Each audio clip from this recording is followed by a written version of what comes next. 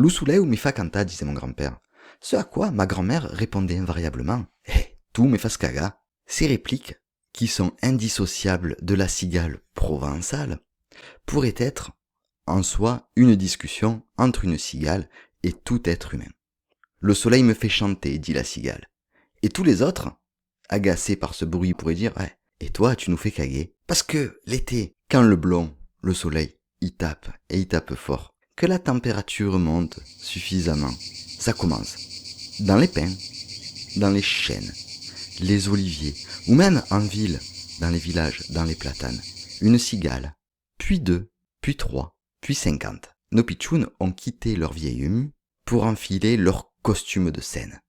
Et là, toute la Provence se met à chanter. Enfin, à faire un sacré boucan. Mais est-ce que vous êtes déjà demandé pourquoi la cigale chante ? Laissez-moi vous raconter la légende de la cigale. Pourquoi elle est apparue chez nous et pourquoi cette petite bestiole est indissociable de la Provence. Revenons quelques siècles en arrière. Un été, comme on en connaît ici, chaud, sec. Le soleil tabasse les champs. La terre, elle est sèche, craquelée. L'air donne une illusion de tremblement au-dessus des chemins poussiéreux. Bref, une journée d'été classique pour nous en Provence. Ce jour-là, 2 anges descendent du ciel et viennent se promener sur terre. Et le hasard veut qu'ils atterrissent en Provence. Au bout de quelque temps, ils découvrent quelque chose qui les intrigue. Les champs sont déserts. Pas un paysan, pas une charrue. Même pas un pauvre bonhomme en train de retourner la terre. Rien. Le néant. Intrigués, les anges poursuivent leur chemin jusqu'au village le plus proche. Toujours personne. Personne sur les bancs. À barjaquer, à l'ombre des platanes. Pas un bouliste, en train de s'engatser pour savoir qui a la boule la plus proche du petit. Et pire, personne dans le bar pour se désaltérer. Bref, comme on dit chez nous, dégueu. À ce moment-là, chez les anges, l'intrigue laisse place à l'inquiétude. Le village a-t-il été abandonné ? Les a-t-on évacués ? Un malheur, ou pire, une maladie les a-t-elle obligés à déserter ? À cet instant, les anges décident d'aller dans le seul endroit qui leur est familier. L'église et son clocher. Ils entrent, toujours dégueu. Alors, ils se rapprochent du presbytère et frappent à la porte du curé. Pas de réponse. Ils frappent encore. Toujours rien. Alors, ils se décident à entrer. Surpris, ils trouvent le curé profondément endormi. Comment ça ? Endormi ? En plein milieu de l'après-midi, ils le réveillent et lui demandent. Mais enfin, que se passe-t-il ici ? Pourquoi personne ne travaille ? Les terres sont-elles maudites ? Ou alors ce sont les paysans qui se sentent amoindris ? Se sont-ils enfuis ? Le curé alors s'assoit et leur explique. Parce qu'ici, en Provence, il fait trop chaud. À cette heure-ci, les habitants se mettent à l'ombre et attendent que le soleil tape moins fort, que la température descende, pour pouvoir se remettre au travail.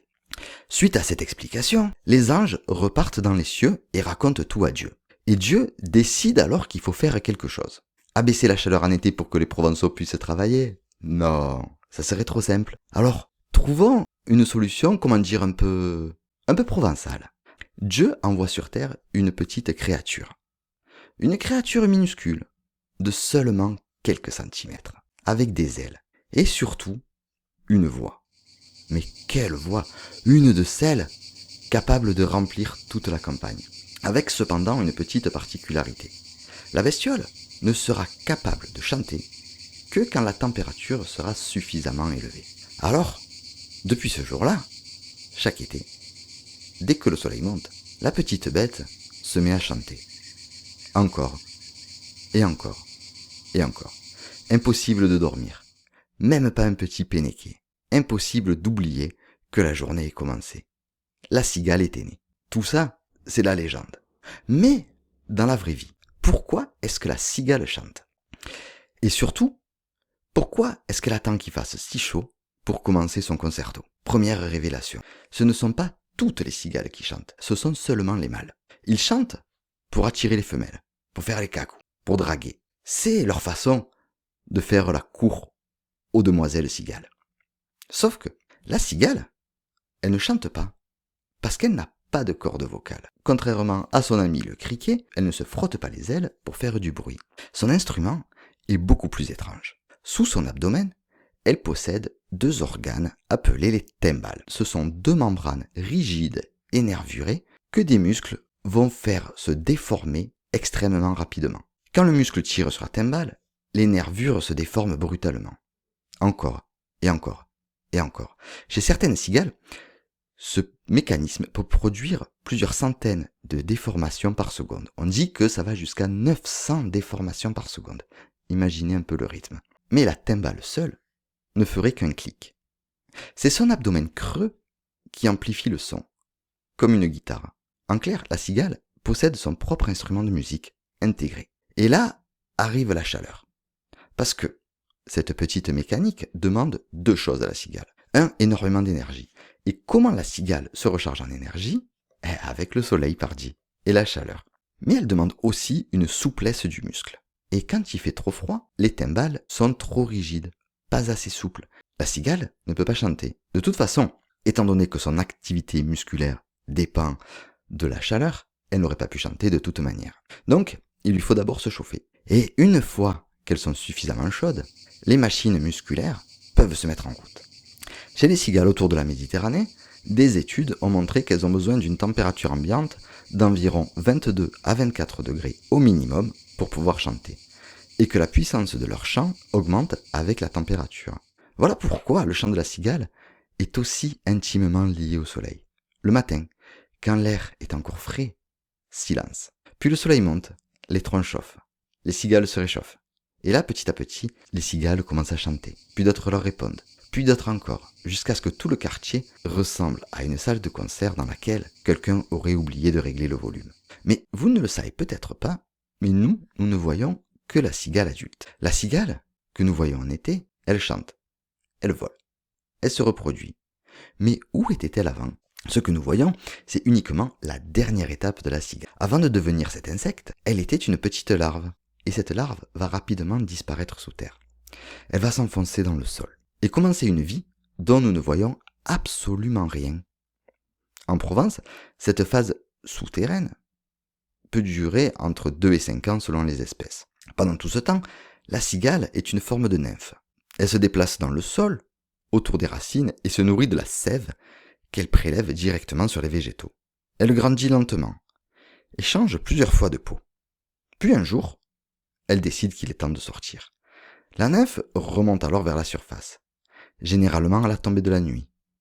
Elle grimpe sur un tronc, une branche, un mur, ou même parfois un simple brin d'herbe. Et là, elle va effectuer sa dernière transformation. Son ancienne enveloppe se fend dans le dos. La cigale adulte commence à sortir lentement. Les pattes apparaissent, puis le corps, puis les ailes, encore molles et froissées. Elle reste ensuite immobile, pendant que son nouveau squelette se durcit, et que ses ailes prennent leur forme définitive. Et l'ancienne enveloppe dans tout ça, elle reste accrochée là où elle était. C'est cette drôle de carapace vide que l'on retrouve partout en Provence au début de l'été. Ce n'est pas une cigale morte, c'est littéralement son ancienne peau.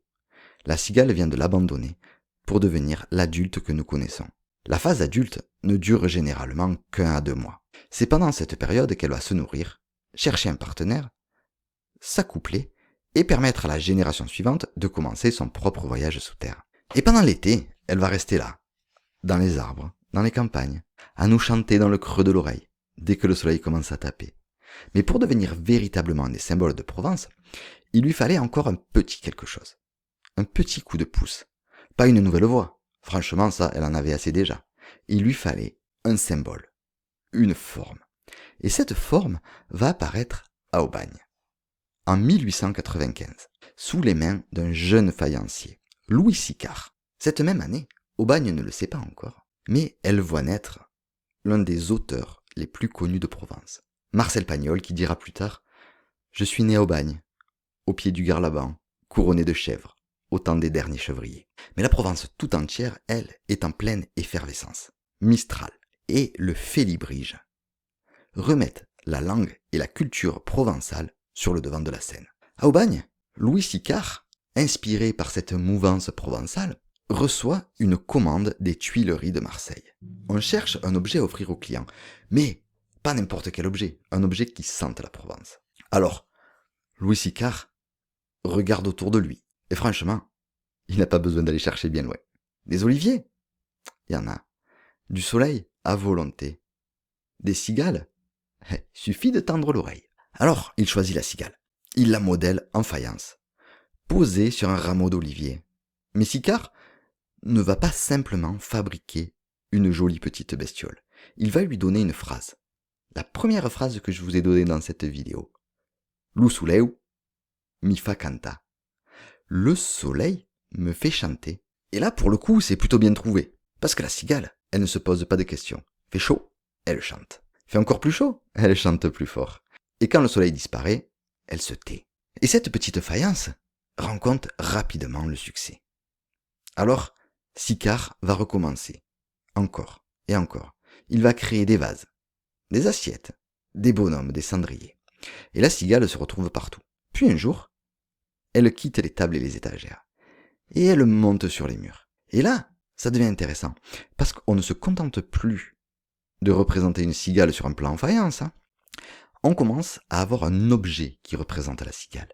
Et on l'accroche fièrement au mur de la maison, pour montrer son appartenance à la Provence. Cette petite bête, qui passe donc ses journées dans les arbres, entre donc dans les maisons. On la garde. On l'accroche. Les touristes la rapportent de vacances. Elle devient un porte-bonheur, un souvenir, un objet décoratif, bref, un symbole. La cigale a donc fait carrière. Et quelle carrière! À la base, c'est quand même une petite bestiole qui passe des années sous terre, sort quelques semaines, chante à tue-tête et finit sa vie. Et pourtant, elle est devenue un des symboles les plus reconnaissables de Provence, avec la lavande bien évidemment. Tout ça grâce à une légende et un faïencier d'Aubagne. Quelques petits mots, Lu suleu mi fa canta, le soleil me fait chanter. Et finalement, c'est peut-être ça qui résume le mieux notre cigale. Elle ne chante pas malgré la chaleur. Elle chante parce qu'il fait chaud. Alors quand le soleil monte, elle chante. Quand il tape encore plus fort, elle chante encore plus fort. Et quand toute la Provence commence à faire pareil, il ne reste plus qu'à tendre l'oreille et profiter. Après tout, c'est l'été.